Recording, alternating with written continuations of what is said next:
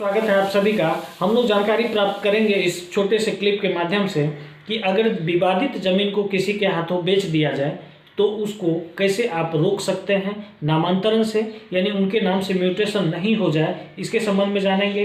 दूसरी बात ये जानेंगे कि जब कोई जमीन शेयर होल्डर है यानी पैतृक संपत्ति है, उसमें कोई एक शेयर धारक क्या करता है, जमीन को बेच देता है और हो सकता है कि जमीन को उस रूप में बेचा जाए जिस रूप में उसका जो है शेयर नहीं हो रहा है, या फिर रकबा में जो है कम या ज़्यादा हो। तो ऐसी स्थिति में आप उसके म्यूटेशन को कैसे रोक सकते हैं, इस छोटे से क्लिप के माध्यम से हम लोग जानेंगे। दोस्तों, अगर आप चैनल पर नया हैं तो चैनल को सब्सक्राइब कीजिए। आपके लिए जो उपयुक्त एवं महत्वपूर्ण जानकारी होती है इस चैनल के माध्यम से आप तक जरूर पहुंचेगी। दोस्तों, सबसे पहली बात है, जब जमीन रजिस्ट्री होता है तो अनेक तरह की सावधानी उसमें बरतनी चाहिए, लिखने वाले को भी और लिखाने वाले को भी।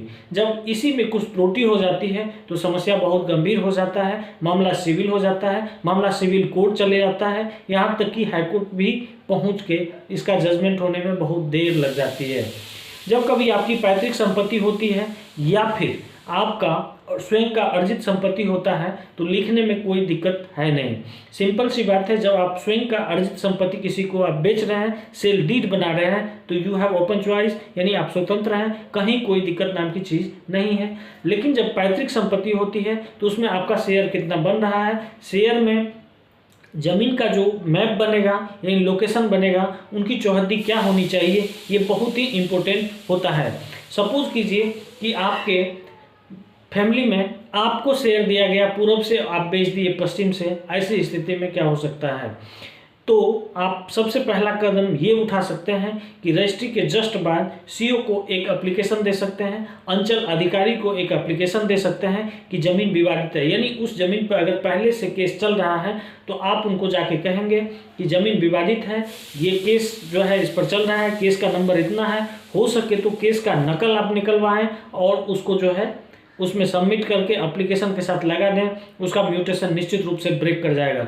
म्यूटेशन जैसे रुकेगा तो आपको सूचना होगी, दोनों पार्टी को बुलाया जाएगा, फिर उसका जो भी निष्कर्ष निकले। कभी कभी ऐसा भी होता है कि शेयर सूट उस जमीन पर किया रहता है, यानी बंटवारा के लिए केस किया रहता है और बिना जजमेंट हुए किसी के द्वारा बेच दिया जाता है। ऐसी स्थिति में भी आपको यही करना चाहिए कि केस का नकल निकालना चाहिए और म्यूटेशन होने से पहले आपको जो है ये सूचना अंचलाधिकारी को देना है और अंचलाधिकारी किसी भी कीमत पर उनका नामांतरण नहीं करेंगे, मतलब उसका म्यूटेशन नहीं होगा। जब तक केस का जजमेंट हो नहीं जाता है तब तक म्यूटेशन होने का कोई सवाल नहीं होता है। तो दोस्तों, अगर इससे रिलेटेड और कोई सवाल आपके अंदर है तो निश्चित रूप से आप कमेंट कीजिए, हम आपको रिप्लाई देंगे। धन्यवाद, फिर मिलते हैं नेक्स्ट टॉपिक पे।